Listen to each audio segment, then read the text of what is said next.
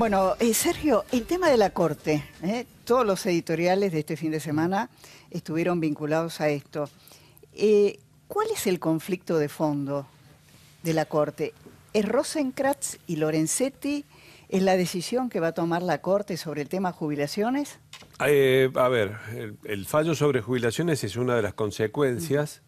Lo que me parece que no midió el gobierno es que el desplazamiento abrupto de Lorenzetti le pone un punto final a un caudillo que, como pocos, había comandado un grupo mayoritario dentro de la Corte, y lo que estamos viviendo ahora es un reagrupamiento y lo que queda después del final de un caudillo, la ocupación de un espacio de poder muy grande que ahora está en pleno realineamiento. Se habló en principio de la mayoría peronista de la Corte. Lo que uno puede ver en realidad es que cada uno de los ministros ha tomado una personalidad y un vuelo propio. Es verdad, se fue Lorenzetti y es como que... Y eso, está Lorenzetti, pero... Y eso le ha difuminado y le ha complicado al gobierno, porque ahora tiene que negociar con 5 cuando antes negociaba con 1 eventualmente o con 2. Ese es más o menos el escenario, incluido el error de Rosenkrantz y Hayton de Nolasco de ir a comer con el presidente y miembros del gabinete, cosa que es inhabitual en cualquier país, por lo menos en esos términos en que fue planteado. La ausencia premeditada de los otros 3 miembros de la Corte, que se negaron a ir a una comida con el jefe del Poder Ejecutivo, y las declaraciones de este fin de semana de Rosenkrantz y de Rosati, que confirman que hay diferencias internas. Yo seguiría con mucho detenimiento los pasos que da Horacio Rosati, que es el más político de los miembros de la Corte hoy. Que es el que Carrió quería como presidente de la Corte, ¿no? Y que no sería extraño que en algún momento Rosati pueda aspirar a ser presidente de la Corte. No en este momento, porque acaba de asumir Rosenkrantz. Ahora, ¿hay información de cómo va a decidir la Corte en materia de jubilación? Porque esto... Bueno, hoy salió una resolución del gobierno como ratificando las decisiones previas. No sé si habrá un guiño o no, pero lo que sí el gobierno es ratifica todos los mecanismos de indexaciones que el gobierno está aplicando desde que Macri llegó al poder. Ahora, si después la Corte da marcha atrás o le dice que esos mecanismos están mal, sería sorpresivo y ahí estaríamos hablando de un conflicto grave. Se supone que si el gobierno hoy, en el boletín oficial de hoy, ratifica esto, quiere decir que algún guiño puede ser que haya tenido. El otro tema, la entrevista que da Rosenkrantz a la Nación, y a Clarín también, pero la entrevista que le da a Carlos Pañi, es sus argumentaciones sobre ganancias, sobre por qué los jueces no tienen que pagar ganancias. La verdad es como retroceder 100, 200 años en la teoría impositiva. La acordada de la Corte Suprema, que hoy tiene vigencia, tiene argumentos mucho más sólidos que los que expone Rosenkrantz. Sí, sin pretender simplificarnos ni rebajar la palabra de Rosenkrantz, lo que plantea Rosenkrantz ahí es que los jueces no deberían pagar ganancias, pero que si van a pasar a pagar ganancias las deberían compensar. Ese es el argumento de un delegado gremial, más que el presidente de una corte, lo digo con todo respeto. Como si el resto de los argentinos tuvieran ese derecho cada vez que sufren Como un si impuestazo. Cuando impusieron el impuesto a las ganancias, los trabajadores hubiéramos recibido en ese momento una compensación por el 10, el 15 y hasta el 35% que muchos trabajadores pagan. O como cuando los exportadores, ¿no?, ahora le pusieron las retenciones, además los hubieran compensado. Bueno, en realidad hoy se le está pagando ganancias a los jueces. Los nuevos. No, se le está pagando. Claro, todos los contribuyentes. O sea, lo de Rosenkrantz es más o menos lo mismo. Es decir, si me aumentás el sueldo, entonces pago ganancias. Pero no pago ganancias sobre lo que gano hoy, sino si me lo aumentás. Es decir, es más o menos un chiste, ¿no? Y además porque claramente se le hizo creer a la gente que esto es un privilegio. No. Sí, es un privilegio. Sí, lo es. Es injusto porque además el que tiene el poder para no remover el privilegio son los propios jueces, los propios miembros del Poder Judicial los que impiden, porque son obviamente, como en cualquier sociedad civilizada, los que tienen la última palabra en materia legal. Silvia, te pregunto, en la columna de Van der Kooi salió que existiría la posibilidad para destrabar esta relación tan difícil en la Corte, de que a Lorenzetti le ofrecieran algún cargo que Eduardo define como estelar. ¿Vos tenés alguna información de esto? No, la verdad que sigo poco los temas judiciales porque ya con los que sigo estoy bastante mareada. Lo que sí es que, bueno, me parece esto es de toda obviedad lo que voy a decir. Después de tantos años de presidencia de Lorenzetti, no van a ser fáciles las cosas. Yo creo que no se han medido las consecuencias digamos, de una decisión que realmente había que tomar, pero que bueno, es un poco complicado, ¿no? Sí, el tema acá es que muchos de los fallos que van a ser precisamente muy polémicos, básicamente se definen por mayoría todos, y son 5 los jueces. Entonces, hoy por hoy da la sensación que el gobierno cuenta con 2 a favor, no cuenta con 3 a favor. Entonces, hay que ver cuáles son todos los fallos que políticamente, digo, más allá de lo que sea, considerado justicia, no digo, viéndolo por otro lado, a ver los fallos políticos, los que pueden perjudicar al gobierno, o perjudicar o beneficiar, digo, si el gobierno hoy realmente cuenta con 2 jueces que pueden ser en los que confía para algunos fallos, bueno, tiene del otro lado 3 en contra. Ahora, ¿esto es necesariamente así o es más o menos lo que por ahí la sociedad cree, ¿no? Tampoco lo podemos afirmar. Y habrá que ver también el impacto después, porque acá se está discutiendo la indexación a los jubilados, ¿no? Que hicieron juicio.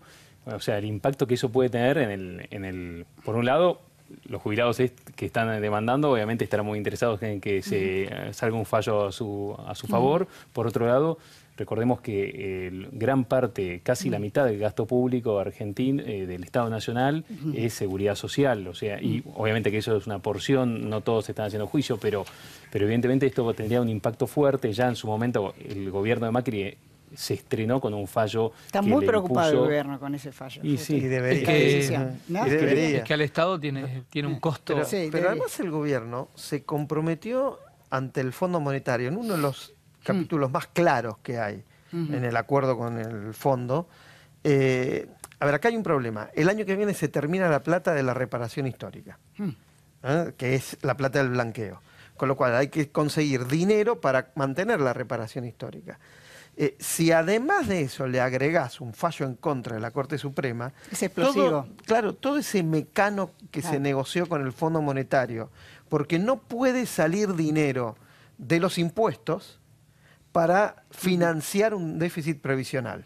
Y que el déficit previsional actual que tiene la Argentina tiene que salir de fondos previsionales, como por ejemplo el FGS. Si vos además le incluís en ese déficit miles de millones de pesos por un fallo en contra de la Corte, se cae todo el acuerdo con el fondo. Hay que recordar que parte del acuerdo con el fondo. Que ese FGS es el Fondo de Garantía de Sustentabilidad, que son las acciones que tiene la ANSES en muchas empresas, y que bueno, que hay un compromiso de... Las que fueron nacionalizadas con las AFJP. La conclusión es que el gobierno tiene razones para preocuparse sobre este tema. Sí, por supuesto. Pero claro. Y con otro fallo que tiene la justicia también, que está en segunda instancia, pero el año que viene llega a la Corte, que es el famoso tema de si el INDEC midió bien o mal la inflación. Todos suponemos que esto va a quedar como está. Pero ¿vos te imaginás si a la Corte Suprema se le ocurre decir, no, estuvo mal medida la inflación, los bonos hay que indexarlos según una inflación real? Pues es una historia de pesadilla, pero bueno, vamos a dejarla ahí. Pero es el año que viene. Bueno, yo les quiero plantear también cómo ven hoy al peronismo, ¿no? Creo que es un dato político que Alperovich se abre de Pichetto a pocas horas de discutir el presupuesto, pierde senadores, pasa a formar parte del grupo de senadores de Cristina. ¿Cómo lo ves esto?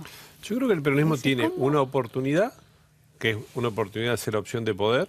Sí. Tiene un problema muy difícil de resolver para lograr ser opción de poder, y tiene muy poco tiempo para resolverlo, porque tiene que tomar una decisión de aquí a los próximos 2 o 3 meses, con un ingrediente central que es Cristina Kirchner, que es la que más suma hasta un punto en que su potencial se convierte en un problema.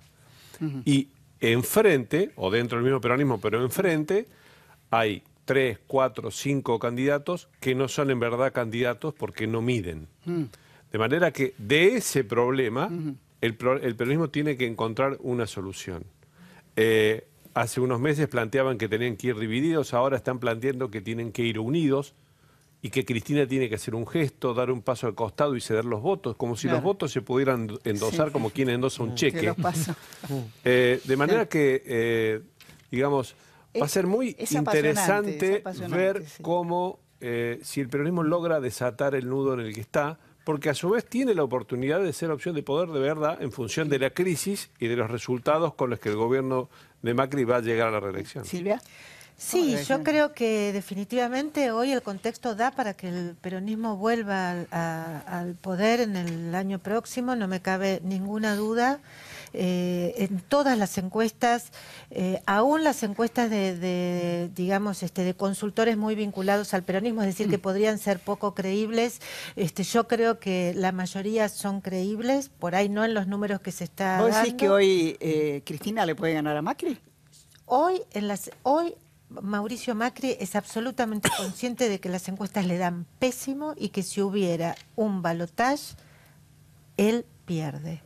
¿Por qué? Porque lo que ha crecido de manera consistente mes a mes es la cantidad de gente que de encuestados, para ser más precisos, que antes decía que de ningún modo votaría a Cristina y hoy dicen que sí votarían a Cristina. Es decir, hoy están las condiciones objetivas para que eso suceda. ¿Y ante eso podría surgir la opción Vidal? No, definitivamente el candidato a presidente de Cambiemos es Mauricio Macri y eso por supuesto no va a cambiar. Lo que sí creo es que efectivamente, como dice Sergio, o sea, no hay, digamos, no hay condiciones, así como hay condiciones objetivas, no hay condiciones subjetivas para que se organice quién va a ser el candidato, cómo se van a hacer las listas, cómo se va a distribuir el poder entre la incertidumbre beneficia a Macri la incertidumbre, porque yo creo que Macri tiene dos a favor. ¿Tenés una visión distinta? Sí, porque creo que tiene dos a favor, Macri. Digo, más allá de la crisis social, digo, nadie es necio para negarla, y que no tiene buenos números para presentar de acá a todas las, digamos, en el próximo año tampoco. Digo, los números de la economía son malos y por lo tanto son malos los del bolsillo. Es decir, la inflación es altísima, las tasas de interés que se pagan son altísimas. Son dos cosas, números negativos. Ahora, la opción de Cristina yo creo que crece mientras al país le vaya peor, mucho peor. Y yo no descarto lo que te decía al principio, o hace un ratito en realidad, del apoyo sin igual que tiene el gobierno de Mauricio Macri, sobre todo no es del Fondo Monetario Internacional, sino de Estados Unidos. De Estados Unidos. ¿No? Que de alguna manera, digo, no me parece casual que Bolsonaro haya llegado a la presidencia en Brasil y que Estados Unidos de alguna manera haya hecho oídos sordos a todo lo que es Bolsonaro y digo, que en la Argentina diga, bueno, a ver, todo lo que vemos con olor a populismo lo dejamos de lado y apostamos al gobierno que está. De todos modos, Horacio, comparto totalmente lo que decís, pero las elecciones no las va a definir Trump no, ni está claro el Fondo que no. Monetario. Se van a definir acá. Ahora, ¿qué pasa? No hay un eje ordenador dentro del peronismo. El peronismo es una fuerza verticalista que necesita, digamos, que no está acostumbrada a la horizontalidad, que tiene enormes dificultades para encontrar una mesa de acuerdo y que además cuando se organiza una mesa de acuerdo aparecen personajes que son tremendas mochilas como Hugo Moyano no quiero nombrar un montón de personas que después tenés que entrevistar y todo. Claro, a Hugo Moyano, como sé que no me va a dar ninguna entrevista, lo puedo nombrar perfectamente. Delía, Bueno, Delía no está en la mesa, no está en la mesa. Dice que sí. No, bueno, en la mesa, digamos, que se presentó el otro día en el Partido Justicialista, no está. A ver, Carlos, ¿vos qué opinas de este tema? Nos va a quedar el tema de la iglesia afuera, pero bueno, Carlos. Es más divertido el peronismo para opinar. Sí, no me cabe la menor duda. El peronismo en el poder y peleándose, genial. Pero casi con cierta expectativa, lo digo, y ilusión, ¿no? Más que nombres, creo que al peronismo lo que tenemos que empezar a pedirles es ¿qué harían? ¿Qué harían? ¿Seguirían con el Fondo Monetario? ¿No seguirían? ¿Qué opinan del tipo de cambio? ¿Cómo solucionarían el problema de la deuda? Ahí salió Scioli a decir, bueno, si llegamos vamos a respetar, ¿viste? En un reportaje. Con todo respeto a Scioli. Hay que ver qué peso me gustaría tiene, ¿no? saber qué opinan otros dirigentes. Pasa que Scioli iba, si hubiera ganado, iba de manera casi inmediata a acordar con el Fondo Monetario. Ajá. Era una de las cuestiones que él tenía, por eso estaba Blecher trabajando con él. Claro. Pero bueno, esto Es bueno preguntárselo en una entrevista. ¿Sí, Serra? ¿Sí? Hay encuestas de Julio Aurelio, que es bastante vinculado de al peronismo, Federico Aurelio, sí. que habla de un 34% de votos para Macri y 33% para Cristina Kirchner. Y esa misma encuestadora dice que en los últimos meses la imagen positiva de Cristina subió del 37 al 40%. O sea que lo que vos decías, en la medida que aumenta la crisis, que cae 11% la industria, por ejemplo, aumenta la popularidad de Cristina, lo que hay que ver es qué pasa en la segunda vuelta. Pero yo creo que hay muchos intendentes del conurbano bonaerense, hay muchos aspirantes a gobernador en el norte de nuestro país, donde la popularidad de Cristina crece, que lo que quieren es también asegurarse su victoria en la primera vuelta, porque en la segunda vuelta será Cristina la que tenga que pelear, pero en la primera ellos necesitan ganar la intendencia, la gobernación. Al mismo tiempo que y acá cerramos. al mismo tiempo que hay una carrera contra el tiempo del peronismo desde el punto de vista político, hay una carrera contra el tiempo desde el punto de vista económico para Macri, no porque vaya a revertirse la situación económica, sino porque puede tratar de mejorar un poco cuando llegue la campaña electoral. Y el sistema presidencialista argentino suele colaborar mucho con el que busca la reelección en esos casos. Que la tasa del 70 pase al 60.